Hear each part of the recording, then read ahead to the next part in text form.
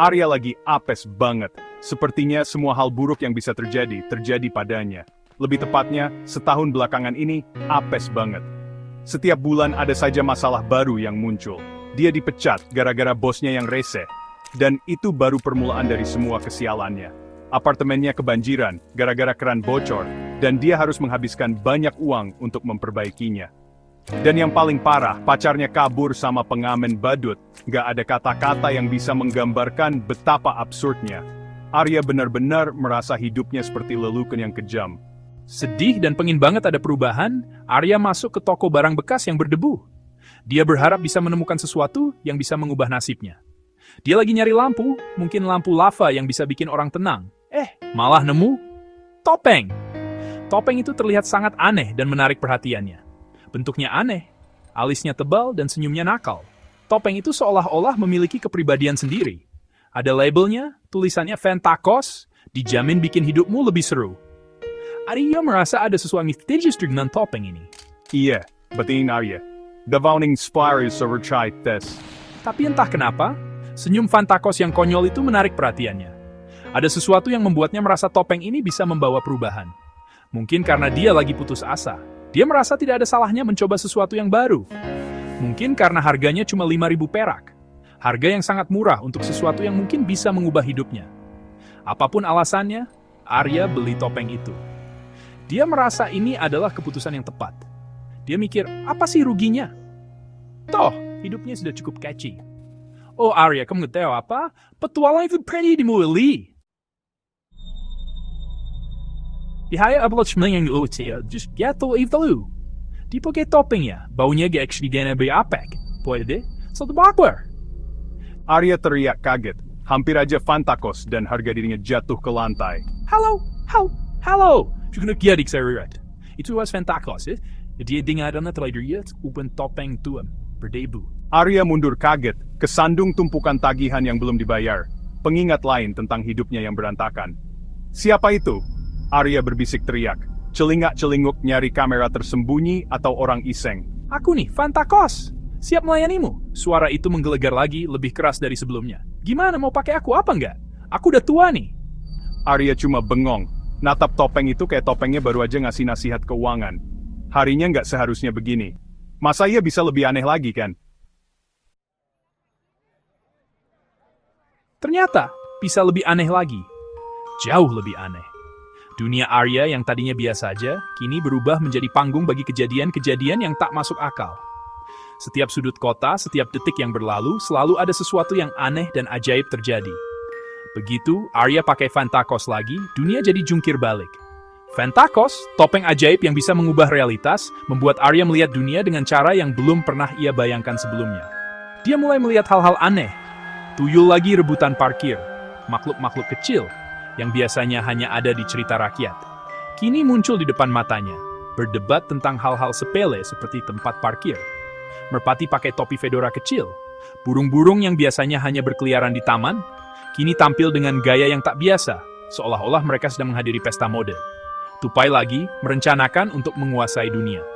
Tupai-tupai ini, yang biasanya hanya sibuk mengumpulkan kacang, kini tampak seperti mastermind jahat dengan rencana besar untuk menguasai dunia. Kayak kopi paginya dicampur ramuan aneh.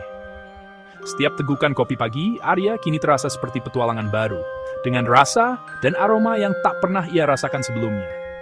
Apa yang terjadi? Arya berteriak, bingung dan panik dengan semua yang ia lihat. Arya teriak sambil megang kepalanya. Dia merasa seperti berada di dunia lain, dunia yang penuh dengan keanehan dan keajaiban. Dia yakin dia lagi berhalusinasi, yang jujur aja, bukan hal teraneh yang terjadi minggu ini. Setiap hari, ada saja kejadian aneh yang membuatnya bertanya-tanya tentang kewarasannya. Santai sobat, jangan khawatir, ini semua bagian dari petualanganmu. Nikmati saja setiap momennya. Kan udah kubilang, aku bakal bikin hidupmu lebih seru. Fantakos terkekeh. Topeng ajaib itu memang punya rencana besar untuk Arya. Kamu lagi melihat keajaiban dunia yang sebenarnya. Dunia yang penuh dengan makhluk-makhluk ajaib dan kejadian-kejadian luar biasa. Para tuyul, merpati, tupai yang mau kuasai dunia, semuanya nyata. Semua makhluk yang biasanya hanya ada di cerita, kini yang sungguh berbuat. Arya bingung antara takjub atau takut. Mungkin dua-duanya. Dia tidak tahu harus merasa kagum atau takut dengan semua yang ia lihat. Tapi kenapa? Tanyanya terbata-bata. Arya mencoba mencari jawaban atas semua keanehan ini. Fantakos mendengus. Topeng ajaib itu tampak menikmati kebingungan Arya. Karena hidup ini terlalu singkat untuk membosankan. Ayo kita bikin kekacauan. Fantakos mengajak Arya untuk menikmati setiap momen aneh ini. Dan sejak saat itu, hidup Arya berubah jadi super absurd. Setiap hari adalah petualangan baru, penuh dengan kejadian-kejadian yang tak terduga dan menakjubkan. Salah satu hal pertama yang Arya lihat dengan penglihatan supranatural barunya adalah mantan bosnya, Pak Pemecat. Dengan mata barunya, Arya bisa melihat hal-hal yang tidak bisa dilihat oleh orang biasa. Dia bisa melihat aura negatif yang mengelilingi Pak Pemecat, seperti awan gelap yang selalu mengikutinya, yang diikuti oleh awan mendung yang tampak marah. Awan ini bukan hanya simbol dari suasana hati Pak Pemecat, tapi juga dari semua tindakan buruk yang pernah dia lakukan. Ternyata, Pak Bos juga tipe orang yang nggak pernah ngasih tip, bahkan ketika pelayan sudah bekerja keras. Dia selalu mencari alasan untuk tidak memberikan tip, membuat banyak orang kesal. Suka balikin makanan dengan alasan aneh, seperti mengatakan bahwa makanannya terlalu panas atau terlalu dingin, padahal sebenarnya tidak ada yang salah dengan makanannya. Dan nyolong pulpen dari kotak amal. Fantakos! Ini kesempatan kita. Balas dendam yuk. Arya biasanya orangnya baik. Dia selalu berusaha untuk melihat sisi baik dari setiap orang, tapi kali ini berbeda. Tapi pengaruh Fantakos dan melihat sifat asli Pak Bos yang buruk memunculkan sisi jahil dalam diri Arya. Dia mulai merencanakan serangkaian kejahilan yang akan membuat Pak Pemecat menyesal telah berbuat jahat. Kekacauan seperti apa nih?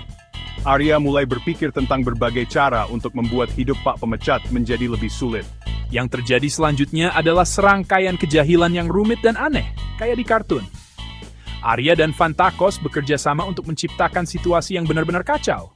Bayangin merpati nyuri rambut palsunya, membuat Pak Pemecat panik dan malu di depan umum. Tuyul nuker HP-nya sama kentang, membuatnya bingung dan tidak bisa bekerja dengan baik.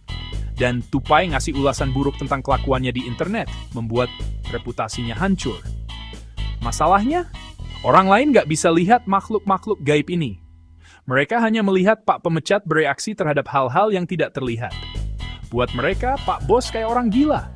Dia berteriak dan melambaikan tangan, mencoba mengusir makhluk-makhluk yang tidak bisa dilihat oleh orang lain. Ini membuatnya terlihat sangat aneh dan tidak stabil di mata orang lain. Arya, yang ngeliatin dari jauh nggak bisa berhenti ketawa. Gila, katanya sambil ngelap air mata.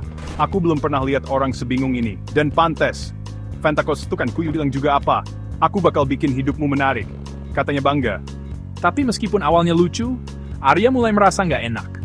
Oke, mungkin bukan nggak enak sama Pak Bos, tapi salah.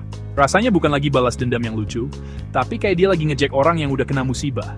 Walaupun musibah itu ulah topeng jahil dan sekelompok makhluk gaib. Fantakos, kata Arya.